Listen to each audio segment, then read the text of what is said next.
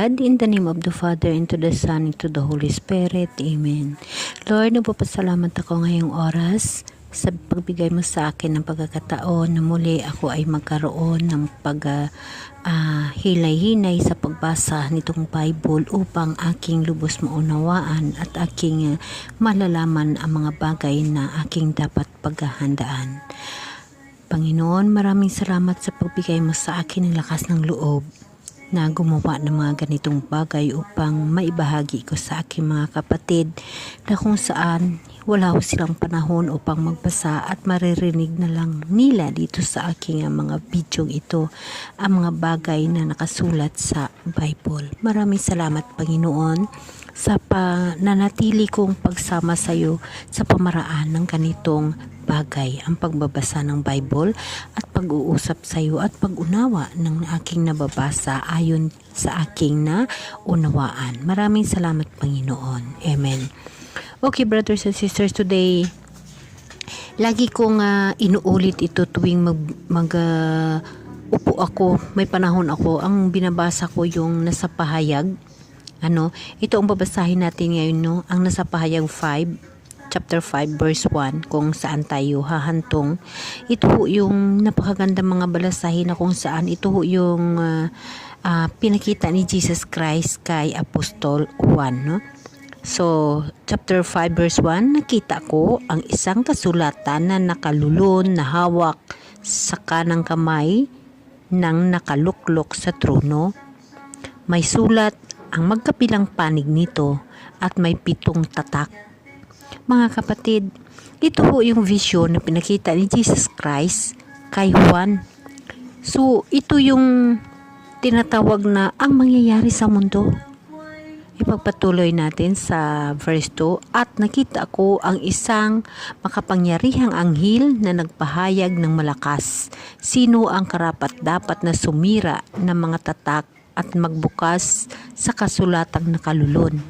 So, siyempre mga kapatid, sa vision ni Juan, yun ang pinakita sa kanya ng mahal na Diyos, no? Sa kanyang vision. So sa mga makapangyarihan na anghel, yun yung mga anghel natin na sila ni Gabriel, di ba? Ang mga anghel natin na mga makapangyarihan na kasama ng ating mahal na Diyos, no? So tinanong niya kung sino ba ang makapagbukas ng mga kasulatan yun. Of course, mga kapatid, ang nakalulun na kasulatan, ito yung tinatawag na kasulatan na ginawa ng Diyos dahil ito yung mangyayari sa mundo. Ipagpatuloy natin. Ngunit walang nanumpungan sa langit, sa lupa o sa ilalim ng lupa na makapagbubukas at makatitingin sa nilalaman yun. Buong kapaitan akong nanangis sapagkat walang matagpuang karapat-dapat. Yes, kasi banal ho yun. Banal yung sinulat at ang nakasulat doon. Banal na mula sa mahal na Diyos. Ipagpatuloy natin. Kaya sinabi sa akin ni isa sa matatanda, huwag kang manangis. Tingnan mo ang leon mula sa lipi ni Juda, ang anak ni David, ang siyang nagtagumpay ay may karapatang sumira sa 7 tatak at magbukas sa nakasulatang nakalulon. Yes, mga kapatid, si Jesus Christ naging tao rin, kagaya rin natin.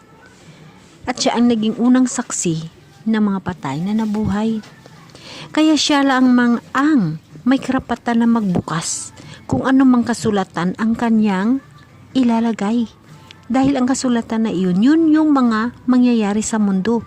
Dahil nakalagay dito na ang pangitain ni Juan ay ito yung mangyayari sa mundo. Ito yung nakalagay na pinaakyat niya si Juan sa langit at pinakita niya sa kanya ang mangyayari sa mundo.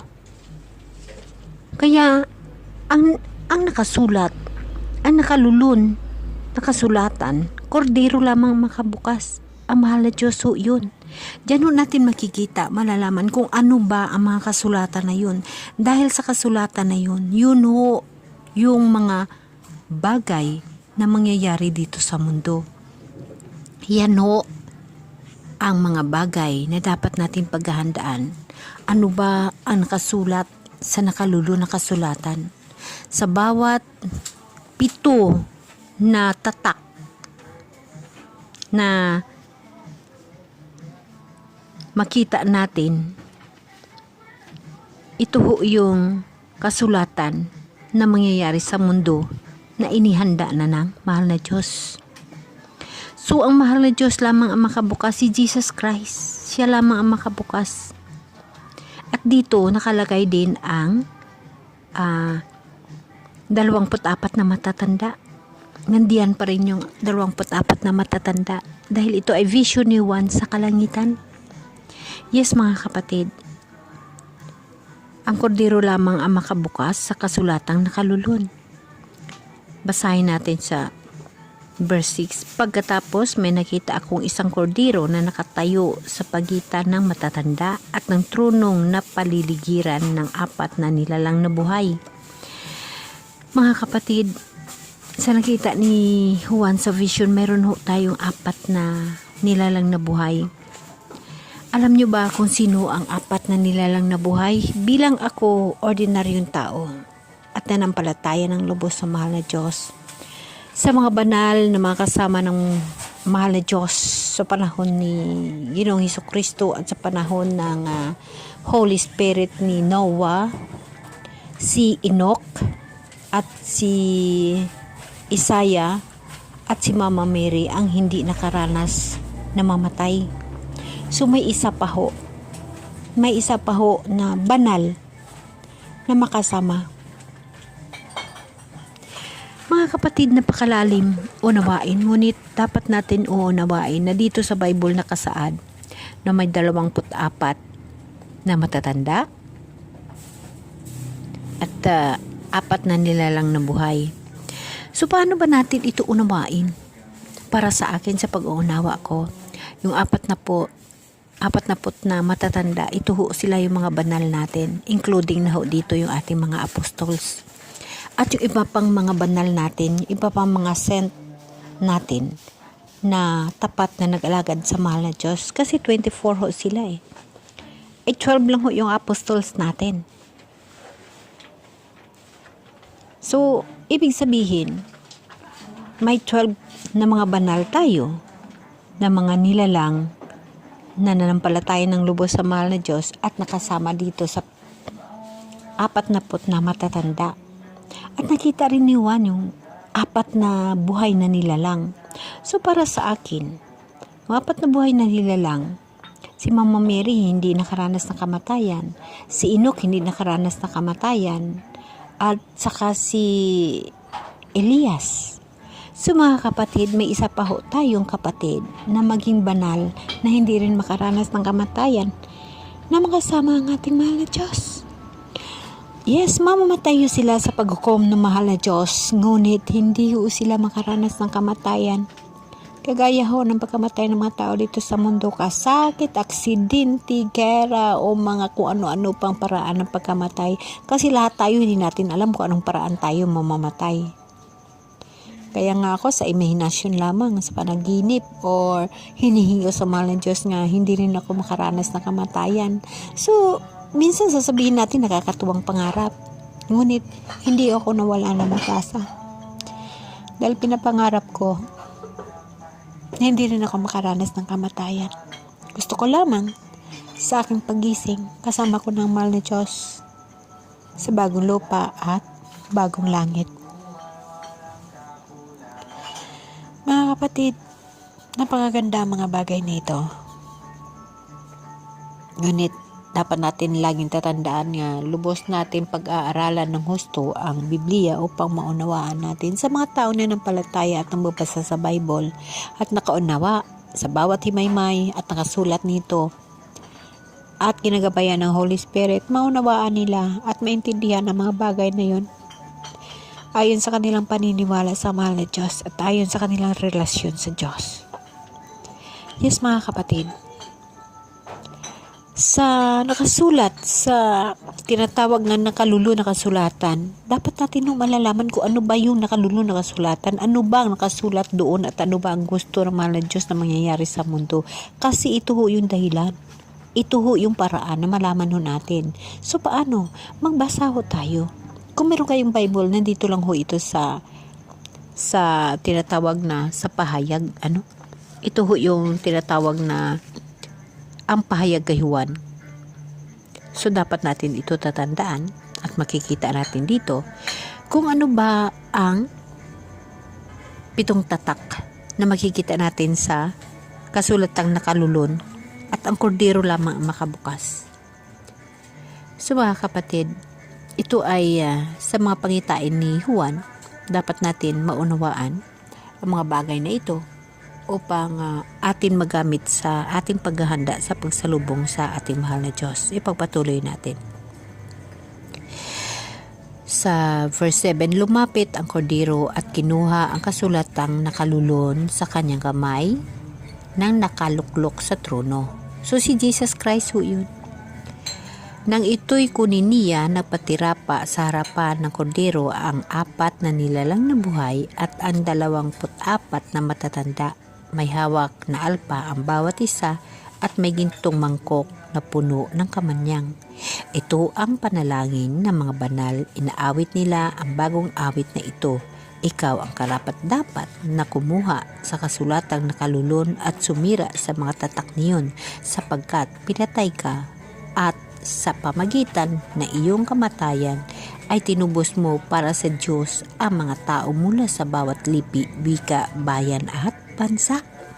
So si Jesus Christ lamang ang makabukas ng kasulatang iyon, ang kasulatang nakalulun. Ang kordero lamang ang makabukas at may 7 tatak. Ito yung 7 tatak na ito. Kailangan natin malaman kung ano ba itong mga 7 tatak na ito. So dapat natin ito tuunan ng pansin kung ano bang 7 tatak. So brothers and sisters, for my next video, talakayin natin kung ano bang nakasulat sa 7 tatak. Ngunit sa ngayon ibibigay ko sa inyo ang tinatawag na unang tatak. Makikita natin ito ang unang tatak sa chapter 6 verse 1. Nakita kong sinira ng kordero ang una sa 7 tatak at narinig kong nagsalitang sinlakas ng kulog ang isa sa 4 na nilalang na buhay. Halika, sabi niya. Pagtingin ko, nakita ko ang isang kabayong puti na ang sakay ay may hawak na pana. Binigyan siya ng korona at siya'y humayo upang ipagpatuloy na magtatagumpay. So tayo ho yun mga kapatid. Sa ngayong panahon, unang tatak, pagkakataon ho natin ito na magbago ho tayo. Binigyan pa ho tayo ng pagkakataon, buhay pa ho tayo ngayon. Kaya makahingi pa tayo ng pagpatawad sa mga kasalanan na ginawa natin sa mahal na Diyos. Mahingian pa ho natin ng patawad yun. So alamin natin na ikalawang tatak hanggang sa 5 tatak kung ano bang mga tatak na ito. Sa unang tatak, dito ipinapahayag na may pagkakataon pa tayo na magbago. Binigyan ho tayo ng mahal na Diyos ng pagkakataon na magbago ngayong oras na ito, ngayong panahon na ito, upang tayo ay magtagumpay sa laban natin sa buhay. At upang matagumpayan natin ang tinatawag na paghukom ng mahal na Diyos sa mga buhay at mga patay at makasama natin siya sa bagong lupa at bagong langit na kanyang inihanda para sa atin. So mga kapatid, sa unang tatak makikita natin na binigyan ng kabayong puti na sakay may hawak na pana, binigyan siya ng korona at siya'y humayo upang patuloy na magtatagumpay. So tayo ho yun mga kapatid, brothers and sisters, tayo ho yun. Magpatuloy ho tayo upang magtagumpay tayo sa laban natin sa buhay, sa spiritual life natin, upang makasama natin ang mahal na Diyos sa panahon ng kanyang pagdating, sa panahon ng kanyang pagbalik, upang lahat yon mararanasan natin ang buhay na walang hanggan.